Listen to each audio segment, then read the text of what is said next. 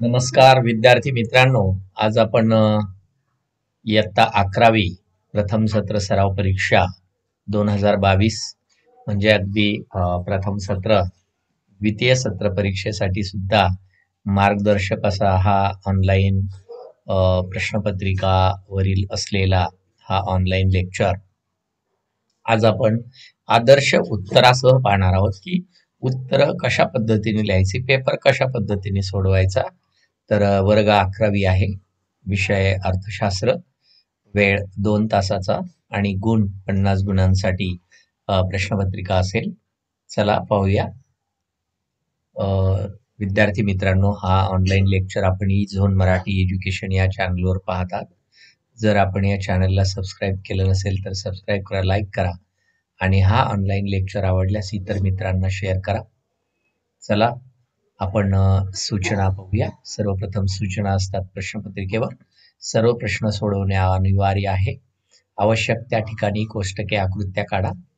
उजव्या बाजूचे अंक गुण दर्शवितात आणि सर्व प्रश्नांची उत्तरे नवीन पानावर लिहावी.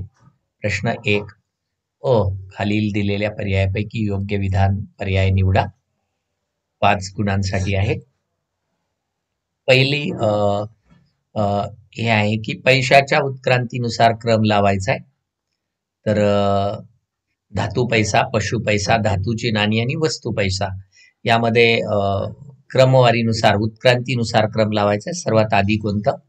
तर ब पशु पैसा, नंतर ड वस्तू पैसा, नंतर अ धातू पैसा आणि नंतर क धातू नाणी. तर अशा पद्धतीने क्रम लावता येईल 1 गुणांसाठी. 2 नंबरची कृती आहे की भूमीच्या बाबतीत कोणतं विधान लागू होत नाही. तर भूमीच्या बाबतीत जे विधान लागू होत नाही 4 पर्याय आहे. त्यानंतर लिओनेल रॉबिन्स यांच्या व्याख्येत पुढील मुद्द्यांच्या आधारे विचार केलेला आहे. अमर्याद गरजा, गरजांना अग्रक्रम नसतो, मर्यादित साधने आणि साधनांचे पर्यायी उपयोग. यापैकी अ आणि ड बरोबर आहे की ब आणि क बरोबर आहे की अ ब क आणि ड बरोबर आहे की अ आणि ब ड बरोबर आहे. तर 4 नंबरचा पर्याय योग्य आहे. अ आणि ब ड बरोबर आहे. म्हणजे अमर्याद गरजा आणि मर्यादित साधने आणि साधनांचे पर्यायी उपयोग. तर त्यानंतर आपल्याला पाहिजे चौथी जो पर्याय आहे, अर्थशास्त्राच्या बाबतीत पुढील कुठली विधाने लागू होतात. अर्थशास्त्र हे सामाजिक शास्त्र आहे. अर्थशास्त्र या संकल्पनेचे मूळ ग्रीक शब्द. अर्थशास्त्र हे मानवाच्या आर्थिक वर्तणुकीच्या अभ्यासासाठी निगडित आहे. की अर्थशास्त्र हे कौटुंबिक व संपत्तीचे व्यवस्थापन करणारे शास्त्र आहे. पर्याय अ ब आणि क, अ आणि ब, अ आणि ब, अ ब क आणि ड. तर 4 नंबरचा पर्याय बरोबर आहे. अ ब क आणि ड म्हणजे यातील सर्व पर्याय त्याला लागू होतात. यानंतर 5वा आहे विधान, राष्ट्रीय उत्पन्नात पुढील घटकांचा विचार केला जातो. तर राष्ट्रीय उत्पन्नात अंतिम वस्तूचा आणि सेवांचा विचार केला जातो. राष्ट्रीय उत्पन्नात आर्थिक वर्षातील उत्पादित वस्तूंचा आणि सेवांचा समावेश होतो. राष्ट्रीय उत्पन्नात दुहेरी मोजदाद टाळली जाते. राष्ट्रीय उत्पन्नात दुहेरी मोजदाद टाळली जाते तर राष्ट्रीय उत्पन्नात बाजारभावानुसार मूल्य विचारात घेतले जाते. तर यापैकी त्याचा जो पर्याय आहे तो अ आणि क, ब आणि क, अ ब आणि ड, अ ब क आणि ड. तर 4 नंबरचा पर्याय बरोबर आहे. अ ब क आणि ड म्हणजे सर्व उत्तर त्याची बरोबर आहेत दिलेले पर्याय. प्रश्न 1 ब आहे विद्यार्थी मित्रांनो, की भौतिकशास्त्र डॅश डॅश आहे तिथे आणि मानसशास्त्र सामाजिक शास्त्र. तर भौतिकशास्त्र हे नैसर्गिक शास्त्र आहे. हा पर्याय इथे विधान पूर्ण करायचंय. आणि इथे सूक्ष्म अर्थशास्त्र वैयक्तिक आर्थिक घटक, इथे डॅश आहे समग्र आर्थिक घटक. तर स्थूल अर्थशास्त्र अशा पद्धतीने. त्यानंतर 3 नंबरचा आहे भांडवल, व्याज, भूमी, खंड हे उत्तर आहे. भारत रुपया, तर जपान येन हे त्यांचं चलन आहे. त्यानंतर 5वे आहे वस्तू पैसा, शंख शिंपले, तर प्लास्टिक पैसा, क्रेडिट कार्ड. तर अशा पद्धतीने प्रश्न क्रमांक 1 क योग्य आर्थिक पारिभाषिक शब्द लिहायचे. पारिभाषिक शब्द लिहा. वस्तूची वस्तूशी केलेली देवाणघेवाणीची क्रिया त्याला वस्तू विनिमय असं म्हणतात. हे उत्तर लिहिलेलं आहे. शिंपले पिसे इत्यादींच्या बाबतीत स्वरूपातील पैसा आणि असा पैसा जो खाती जमा नाही व सरकारला या बाबतीत माहिती दिलेली नाही त्या पैशाला काळा पैसा असं म्हणतात. हा पर्याय योग्य उत्तर लिहिलेला आहे. जे मूल्य दिलेल्या सामग्रीचे दोन समान भागामध्ये विभागणी करते त्याला मध्यगा म्हणतात. तर अशा पद्धतीने आपण आर्थिक पारिभाषिक शब्द लिहिलेले आहेत. यानंतर प्रश्न क्रमांक 1 ड आहे.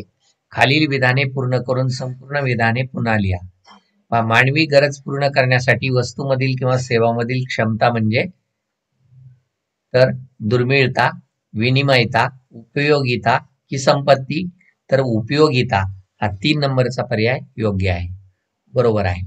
यानंतर एका आर्थिक वर्षात अर्थव्यवस्थेमध्ये उत्पादित झालेल्या अंतिम वस्तू व सेवांची बाजारभावानुसार केलेली गणना म्हणजे उत्पादन, बचत, गुंतवणूक की राष्ट्रीय उत्पन्न. तर 4 नंबरचा पर्याय बरोबर आहे, राष्ट्रीय उत्पन्न.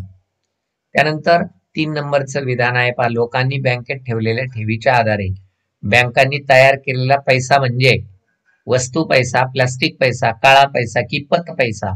तर पत पैसा हे 4 नंबरचा पर्याय बरोबर आहे. यानंतर 4 नंबरचं विधान आहे पहा. ज्या संख्या श्रेणीचे समान 4 भाग असतात त्यांना चतुर्थके असं म्हणतात.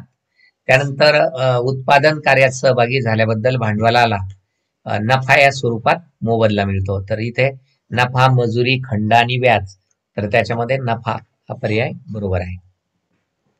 त्यानंतर विद्यार्थी मित्रांनो, प्रश्न 1 अ व ग ड झाल्यानंतर प्रश्न क्रमांक 2 अ आहे. पुढील उदाहरणांच्या आधारे संकल्पना ओळखून ती स्पष्ट करा. 2 पर्याय आहेत, 2 लिहायचे कुठलेही.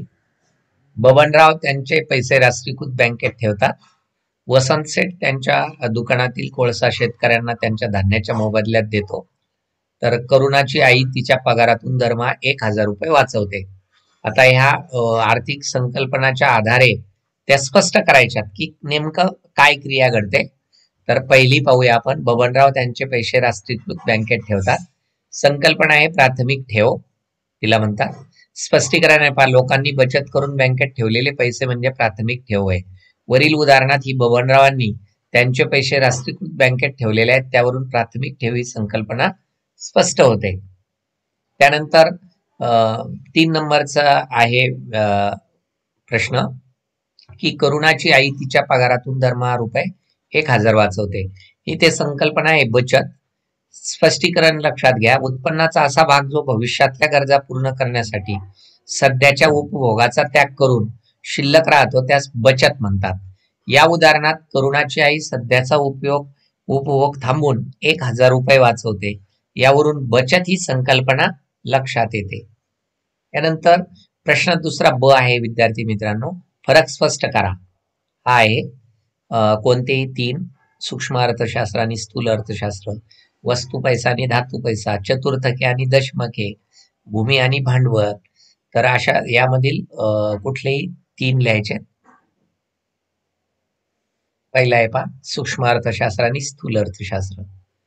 तर त्या दोन्हींमधला फरक इथे दिलेला आहे पहा. भिन्न दृष्टिकोन दोन्हींमधला. सूक्ष्म स्थूल अर्थशास्त्रामध्ये दृष्टिकोन वेगवेगळे आहेत. सूक्ष्म अर्थशास्त्र वैयक्तिक घटकांचा अभ्यास करतं. उदाहरणार्थ एक कुटुंब, एक व्यवसाय, एक उपभोक्ता. तर स्थूल अर्थशास्त्र वैयक्तिक घटकांचा अभ्यास न करता समुच्चयाचा अभ्यास करतं. उदाहरणार्थ राष्ट्रीय उत्पन्न, सर्वसामान्य किंमत पातळी, एकूण रोजगार. दोन्ही शास्त्रांचा आधार वेगवेगळा आहे. आधार किंमत यंत्रणा असून सूक्ष्म अर्थशास्त्रामध्ये ही किंमत यंत्रणा मागणी व पुरवठा प्रवाहाच्या मदतीने कार्य करते. तर स्थूल अर्थशास्त्राचा आधार राष्ट्रीय उत्पन्न, उत्पादन आणि रोजगार असून या बाबी एकूण मागणी व एकूण पुरवठा यावर निश्चित होतात. आता उद्दिष्ट फरक दोन्हींमध्ये काय आहे. तर सूक्ष्म अर्थशास्त्रामध्ये मागणीच्या बाजूच्या उपयोगिता महत्तम करणे, तर पुरवठ्याच्या बाजूला नफा महत्तम करणे हे उद्दिष्ट. तर स्थूल अर्थशास्त्रामध्ये पूर्ण रोजगार, आर्थिक वृद्धी, आर्थिक स्थैर्य, अनुकूल व्यवस्थेतील ही महत्वाची उद्दिष्टे आहेत. यानंतर आर्थिक चलात फरक. सूक्ष्म अर्थशास्त्रात एका वस्तूची किंमत, एका वस्तूची मागणी आणि एका वस्तूचा पुरवठा असा सूक्ष्म चलांचा अभ्यास केला जातो. तर स्थूल अर्थशास्त्रामध्ये राष्ट्रीय उत्पन्न, एकूण उपभोग, एकूण मागणी, त्यानंतर एकूण गुंतवणूक अशा समग्रलक्षी चलांचा अभ्यास केला जातो. आंशिक विरुद्ध सर्वसाधारण समतोल. सूक्ष्म अर्थशास्त्रामध्ये आंशिक समतोल विश्लेषणावर अवलंबून आहे, तर समग्रलक्षी अर्थशास्त्र हे सर्वसाधारण विश्लेषणावर अवलंबून आहे. तर प्रमुख अभ्यास घटक सूक्ष्म अर्थशास्त्रामध्ये मूल्य सिद्धांत, आर्थिक संकल्पनाचा सिद्धांत ही प्रमुख अभ्यास क्षेत्र आहेत. तर समग्र अभ्यास अर्थशास्त्र हे उत्पन्न व रोजगार तसेच चलन विषयक सिद्धांत हे प्रमुख विषय आहेत. आता भांडवल आणि याचा अभ्यास करूया. फरक इथे दाखवलाय पहा. भांडवलाचं इंग्लिश कॅपिटल हे स्थावर भांडवल म्हणजे जमीन, नैसर्गिक संसाधने इत्यादी, श्रम या अन्य दोन उत्पादन साधनाबरोबरच उपभोग्य उत्पादने व सेवा निर्मितीचे एक उत्पादन साधन आहे. बहुतेक करून या प्रक्रियेत भांडवल उपभोगले जात नाही, तर त्यातून निर्मित उत्पादन किंवा सेवा उपभोक्त्या ग्राहकाला विकण्याजोगी असते. भांडवल म्हणजे संपत्तीचा असा भाग जो उत्पादन प्रक्रियेसाठी वापरला जातो. उदाहरणार्थ कच्चा माल, मशिनरी, उपकरणासाठी लागणारे भांडवल. अर्थव्यवस्थेत भांडवला संदर्भात खालील संकल्पना वापरल्या जातात: अधिकृत भांडवल, विक्रीस काढलेले भांडवल, भरणा भांडवल, प्रदत्त भांडवल असे भांडवलाचे प्रकार पडतात. तर पुढचा प्रश्न 3 आहे. खालील प्रश्नांची उत्तर लिहायची, कोणतीही एक.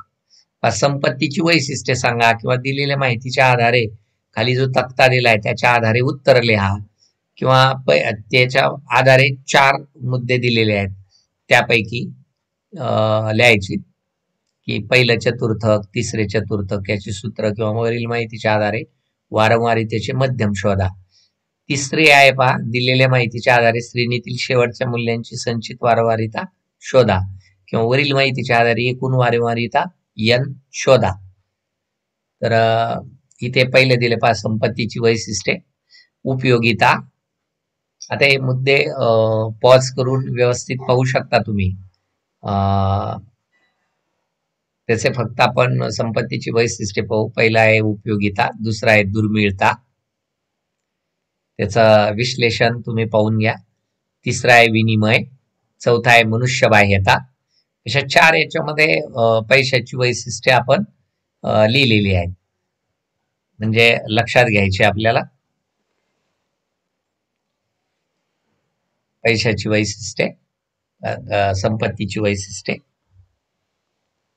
त्यानंतर संपत्तीची 4 वैशिष्ट्ये पाहिल्यानंतर प्रश्न चौथा येतो, खालील विधानाशी आपण सहमत आहात का? सहमत आहात किंवा नाही ते सकारण स्पष्ट करायचंय. कोणताही एक लिहायचंय. वस्तू विनिमय पद्धतीमध्ये कोणत्याही अडचणी दिसून येत नाहीत किंवा मध्य गेला दुसरे चतुर्थक म्हणतात. 2 पैकी 1. इथे पहा, वस्तू विनिमय पद्धतीमध्ये कोणत्याही अडचणी दिसून येत नाहीत या विधानाशी मी सहमत नाही, कारण वस्तू विनिमय पद्धतीत अडचणी आहेत. गरजांच्या दुहेरी संयोगाचा भाव. वस्तू विनिमय व्यवस्थेत मुख्य मर्यादा म्हणजेच गरजांच्या दुहेरी संयोगाचा अभाव. दुहेरी संयोगाचा अभाव असल्याने वस्तू विनिमय शक्य नाही. मूल्याच्या सामायिक मापदंड याचा अभाव. वस्तू विनिमय पद्धतीमध्ये वस्तूचे मूल्य मोजण्यासाठी प्रमाणित मापकाचा अभाव होता. तसेच वस्तूचा साठा करण्यातील अडचण. भविष्याच्या उपयोगासाठी वस्तू साठवणं गरजेचं आहे, म्हणून नाशवंत वस्तूचा साठा करणं अवघड आहे. उदाहरणार्थ दूध, अंडी, भाजीपाला. त्यानंतर अशा साठवणुकीला अडचणी येतात, म्हणजेच भविष्यातील देणे, कर्जाची परतफेड होईल म्हणून. परंतु वस्तू निर्णयात वस्तू रूपाने कर्ज परत करणे हे अवघड आहे. यानंतर प्रश्न 5वा आहे विद्यार्थी मित्रांनो. पुढील प्रश्नांची उत्तर लिहा, कोणताही एक. पैशाची प्राथमिक व दुय्यम कार्य स्पष्ट करा आणि गरजांचं वर्गीकरण स्पष्ट करा. विद्यार्थी मित्रांनो, अगदी शेवटपर्यंत पहा, कारण आपण पूर्ण प्रश्नपत्रिकेचं स्वरूप आणि प्रश्नपत्रिकेची उत्तरं कशा पद्धतीची आहेत ती पाहतोय. आता इथे पहिल्याचं उत्तर आहे की पैशाची प्राथमिक व दुय्यम कार्य स्पष्ट करायची. तर हे पॉज करून व्यवस्थित तुम्ही उत्तर पाहू शकता की पैसा विनिमयाचं माध्यम म्हणून स्वीकारण्यात येणारी सर्वसामान्य वस्तू म्हणजे पैसा, आणि पैशाची वैशिष्ट्य, पैशाची कार्य. यानंतर पुढे पाहायचं आहे आपल्याला की स्पष्टीकरण दिलेले पहा. जो पैसा रोख स्वरूपात मिळतो, ज्यावर कर भरला जात नाही, तो पैसा म्हणजे काळा पैसा. वरील उदाहरणात देखील मालमत्तेच्या घरा खरेदीच्या किंवा वेळी मध्यस्थानी रोख पैसे घेऊन त्याची पावती न दिल्याने त्या पैशाची नोंद म्हणून उत्पन्न म्हणून होणार नसल्याने त्यावरून काळा पैसा ही संकल्पना स्पष्ट होते. आता पैशाचे प्रकार दाखवलेत पहा. रिअल मनी, वास्तविक पैशाच्या थकबाकी, कागदी पैशाचे प्रकार, euro, roubles, dollar, pound sterling हे पैशाचे ज्या त्या भागातील नोटांच्या चलनाचे प्रकार आहेत. त्यानंतर पेपरच्या पैशाचे कार्य कोणते कोणते, तर अभिसरण अर्थ आणि देयक अर्थ. तर अशा पद्धतीने विद्यार्थी मित्रांनो आपण पूर्ण प्रश्नपत्रिका अगदी 11वी अर्थशास्त्र या विषयाची पूर्ण प्रश्नपत्रिका अगदी आदर्श उत्तरासह नमुना आपण पाहिलेला आहे. तर आपण सर्वांनी हा ऑनलाईन लेक्चर अगदी शेवटपर्यंत पाहिला त्याबद्दल आपले सर्वांचे इझोन मराठी एज्युकेशन या चॅनल तर्फे धन्यवाद.